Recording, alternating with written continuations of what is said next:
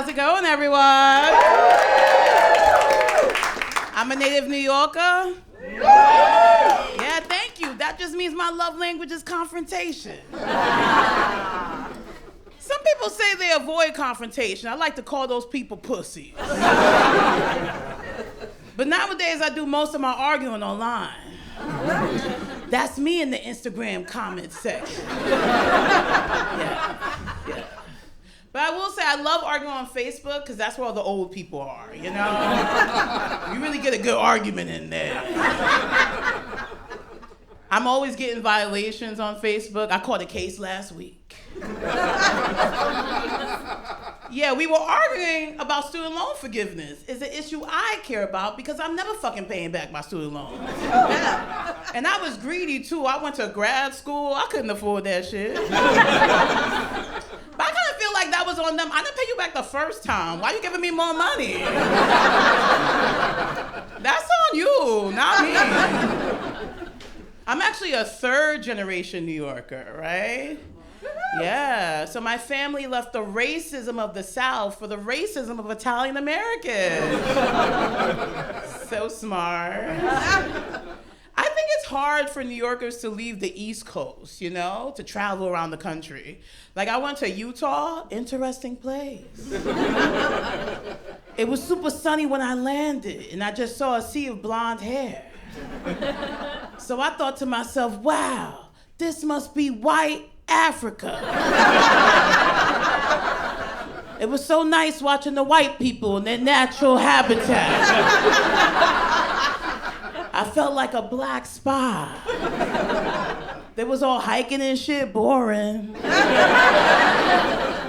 I was in Utah for 4 days. I didn't see another black person until day 3. And he worked in my hotel. I was like, oh, they import us for labor. But I went out drinking in Utah, right? Just to see what the vibes were. There were no vibes. 0 vibes. But I did see the black man from the hotel. So I had to ask him, I was like, sir, are you the only other black person in town? To which he responded, I swear to God, by waving over in a deep, dark corner to another black man and going, no, there's 2 of us.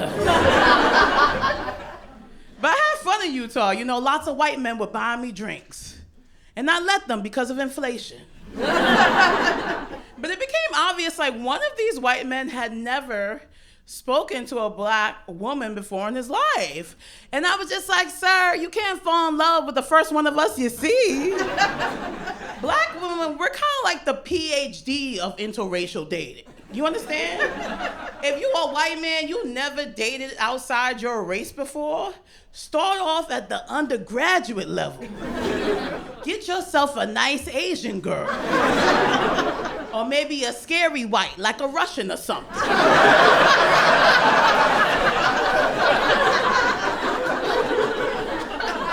There's levels to this. Then once you reach your master's level, you get a Latina, but a nice one, because them bitches is crazy. A little Arabic girl. I don't know why this is Arabic. I'm sorry, that's racist.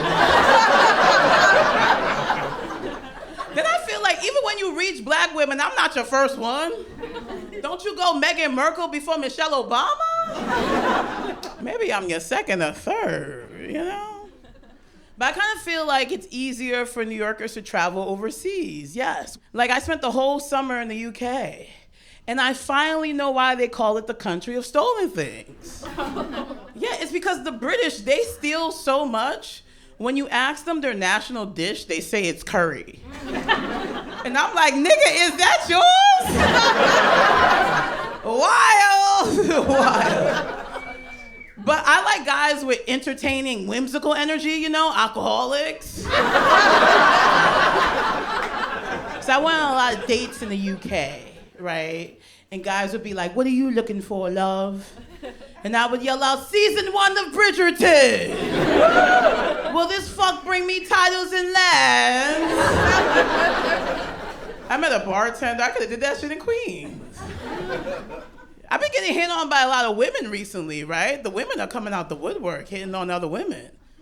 And I realized, like, I don't really know how to turn down a woman, right? They smell good, they look nice, what do you say? so easy. Get out of here, roach.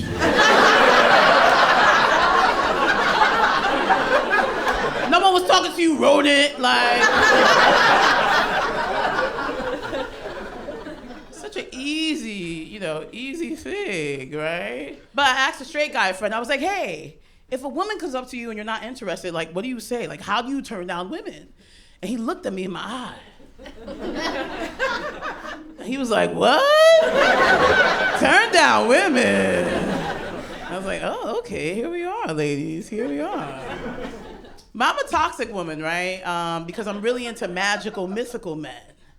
And if you don't know what that means, I was just really into vampires growing up. So I'm super sad it's no longer 2010. I kind of feel like all this vampire lore like destroyed women's view of dating, and by women I just mean myself. I literally thought dating was gonna be like these handsome vampires coming to my house in a red Corvette, asking me to spend eternity in their dungeon, But guys in real life, they ask you dumb questions. Like, I keep on getting asked if I want to split the check. The answer is no. Dudes be like, I know you an independent woman. I'm like, who said that shit? Apparently, they don't want to insult me by offering to pay for the meal. But I'm like, when they're paying for shit become offensive. Women still make less than men. You fucking owe me this food. Run those breadsticks, motherfucker. What are we talking about?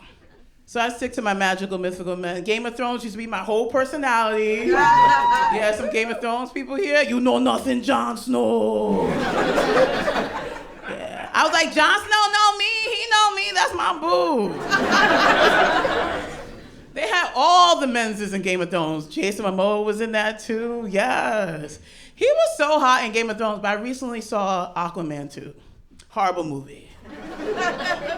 But there's a scene in that movie where Jason Momoa, he's just walking up to a river like this. And I'm just like, wow. Are they daring me to jump through my TV screen and start sucking this man's dick?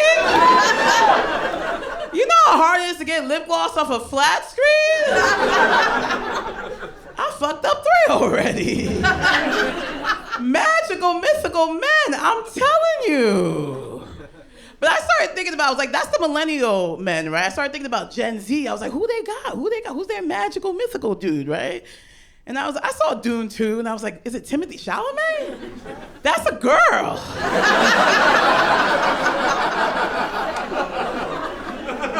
Girl.